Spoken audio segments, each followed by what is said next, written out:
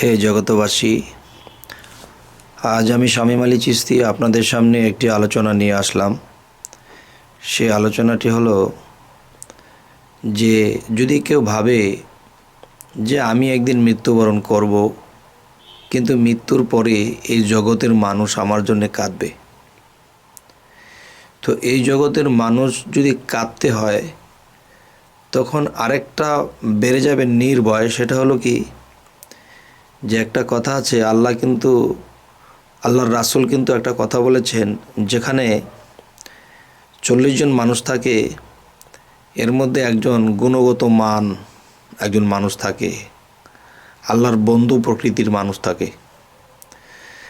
তো যে কথাটি বলতে চাইতেছি, যে জগতের মানুষ যদি একজন মানুষের জন্য কাঁদে, সে বেঁচে থাকতেও কাঁদে এবং মৃত্যুর পরেও কাঁদে, তাহলে সেই মানুষের কি কি গুণ থাকা উচিত?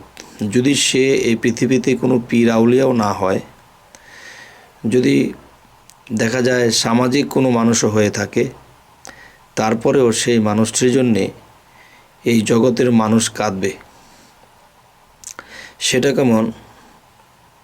যে দেখেন, একটা সংসার ফ্যামিলি হোক বা সমাজতন্ত্র হোক বা দেশবাসী হোক, এখন দেখা গেছে যে একটা মানুষ এমনভাবে চলাফেরা করে যে নিজে জমা করবে, নিজে খাবে, নিজে বাড়ি গাড়ি করবে, এমন চিন্তা ভাবনা তার মনে নেই।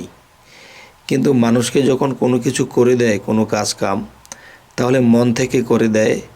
যতক্ষণ পর্যন্ত তার সমস্যাটা দূর না হচ্ছে বা হাতের কাজটা শেষ না হচ্ছে, ততক্ষণ পর্যন্ত সে থেকে সেটা করে দেয়, এবং তাকে কেউ মিথ্যা বলতেও দেখে নাই। আচ্ছা, এখন দেখা গেছে একটা সংসার ফ্যামিলিতে ভাই বোন মা বাবা থাকে, সন্তানাদি থাকে। তো এখন দেখা যায় সে যখন যা পারে তাই এনে দেয়, তাই খায়, না পারলে কোত্থেকে দেবে, যতটুকু পারে অতটুকুই করে। তো এরকম দেখা গেছে যে ছোট ভাই বোন থাকলে বা অন্য অন্য দেখা গেছে সংসারের মধ্যে নাতিপুতি থাকে, ছোট ছোট ছেলে মেয়েরা থাকে, এদেরকে লেখাপড়া করায়, এদেরকে নিঃস্বার্থভাবে সব কিছু করে। যদিও টাকা পয়সা দিয়ে বের যদি নাও পায়, তবুও দেখা গেছে যে মুখের ভাষা দিয়ে এবং নিজের শরীরের শ্রম দিয়ে অনেক কষ্ট করে এদেরকে লালিত পালিত করে, সংসারে যা পারে তাই দেয়। তারপরেও সংসারের মানুষের মন সে পায় না, এই বকাঝকা করে বিভিন্ন। কিন্তু এরকম বকাঝকা করে, এরকম অপমান লান্যতের পরেও তার মুখে হাসি দেখা যায়, এবং মানুষের উপকার ছাড়া সে কোনো ক্ষতি করেই না। এবং দেখা যায় রাস্তায় একটা বিপদগ্রস্ত মানুষ তাকে হেল্প করছে, আবার হঠাৎ করে শুনছে এমুকের বাসা, এমুকে অসুস্থ হয়ে আছে, তাকে দেখার মতো কেউ নেই, সে নিজের স্যান্ডেলগুলো বিক্রি করে দিল, বিক্রি করে যে টাকাগুলো পেল সেই রুগীকে ওষুধ কিনে দিল।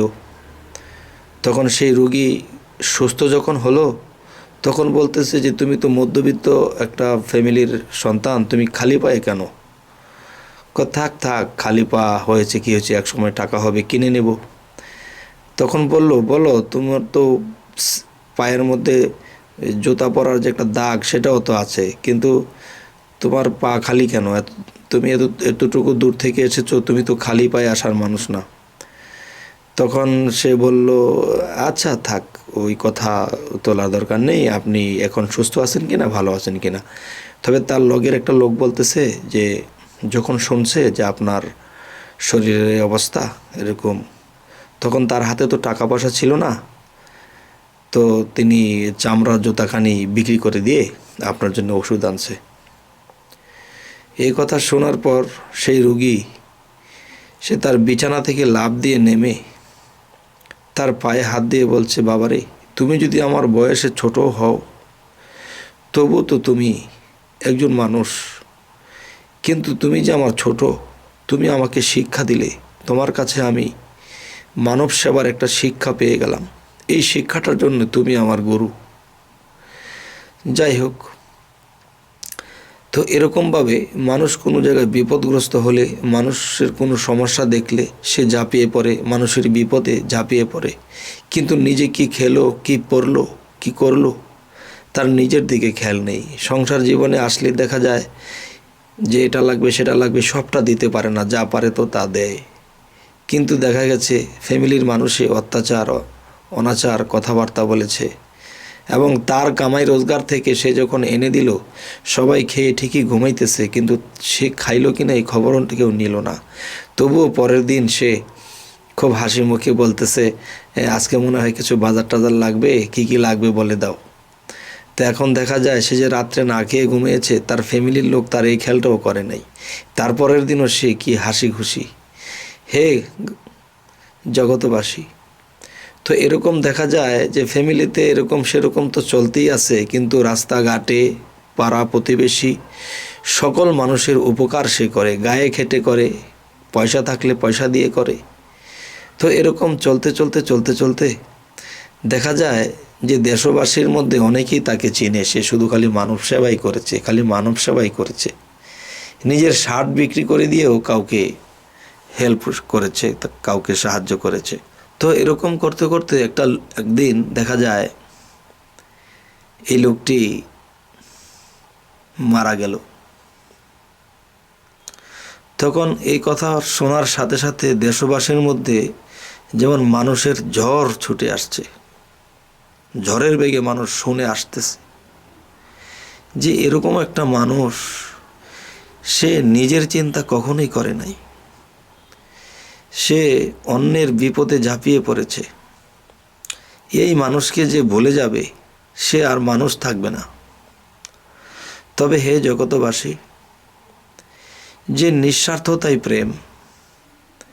লাস্টে দেখা গেছে এই লোকটা আল্লাহর সাধনা করত, রাতের নিঘুম রাত্রে সে আল্লাহর সাধনায় মত্ত হতো, কিন্তু কাউকে বুঝতে দিত না যে মানুষকে মুখের কথা বলে দিলেও কিছু হয়ে যেত। মানুষ এটাও লক্ষ্য করেছে, এবং মানুষের বিপদে সে সবসময় ঝাঁপিয়ে পড়েছে। এখন যেই লোকগুলো আসছে, যে মনে হয় যে একজন এমপি যদি মারা যায়, মনে হয় তার জানাজাতে এত লোক হয় না, এই ব্যক্তিটির জানাজাতে এত লোক হয়ে গেল। কারণ কি? কারণ সে নিজের দেহ, মন, প্রাণ সমস্ত কিছু মানব সেবায় লুটিয়ে দিয়েছে, নিজের চিন্তা কখনোই করে নাই, এবং শত দুঃখে সে হাসি রেখেই মরেছে। তখন সেই লোকটাকে দেখার জন্য মানুষ দূর দূরান্ত থেকে ছুটে এসেছে, পাড়া প্রতিবেশীরা কাঁদতেছে, ফ্যামিলির লোক বলতেছে, এই কি, আমরা একে চিনলাম না, আমরা একে বুঝলাম না। তবে হে জগতবাসী, যে কেউ যদি নিঃস্বার্থভাবে এরকম করে যায়, আর জগতের লক্ষ মানুষ যদি তার জন্যে কাঁদে, তখন কিন্তু আল্লাহর অন্তরটাও নাড়া খেয়ে যায় যে সে যা কিছু করে এসেছে, মানুষ তো তার প্রশংসা আর ধ্বনি গাইতেছে, তাকে কি করে আল্লাহ দোজখে দেবে। হে জগতবাসী, তবে আমরা এই পৃথিবীতে এসেছি বাড়ি গাড়ি করার জন্য নয়, আমরা এসেছি মানুষ হয়ে মানুষের সেবা করব, এবং যতটুকু সম্ভব সত্যকে আঁকড়ে ধরব, এবং মিথ্যা পরিহার করব। সত্যকে আঁকড়ে ধরা আর মিথ্যাকে পরিহার করার মধ্যে যে কত বড় একটা শান্তি, যে এই শান্তি উপভোগ করেছে একমাত্র সেই বোঝে। তবে হে জগতবাসী, আমাদের এই চ্যানেলটির আলোচনা যদি আপনাদের ভালো লাগে, অবশ্যই সাবস্ক্রাইব করবেন, পরবর্তী ভিডিওগুলো যেন আপনাদের কাছে পৌঁছে যায়। তো আজ এ বলেই রাখবো, সকলেই ভালো থাকবেন। আল্লাহ হাফিজ।